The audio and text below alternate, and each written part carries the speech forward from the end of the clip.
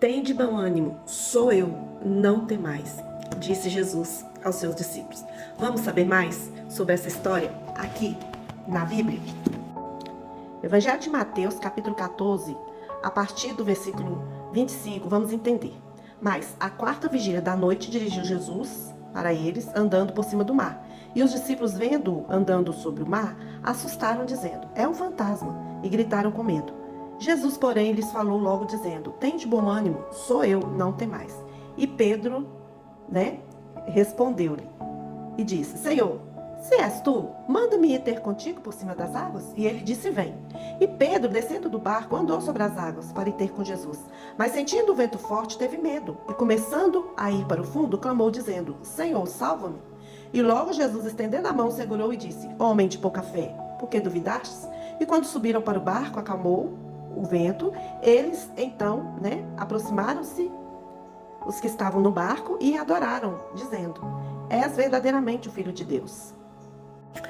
Essa história é uma história que nos traz uma mensagem muito motivadora. Por quê?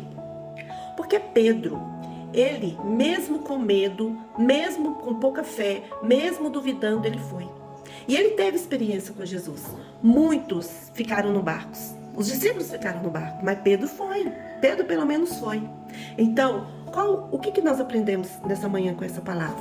Mesmo com medo, mesmo em ventos fortes, mesmo se o mar estiver agitado, espiritualmente falando, mesmo com pouca fé, mesmo às vezes duvidando, vá. Simplesmente vá. Faça como Pedro. Os discípulos ficaram na plateia e Pedro vivenciou o milagre. Eles o adoraram a Jesus, pois viu que o mar cessou, que o vento parou, mas Pedro vivenciou este milagre, porque ele teve a experiência.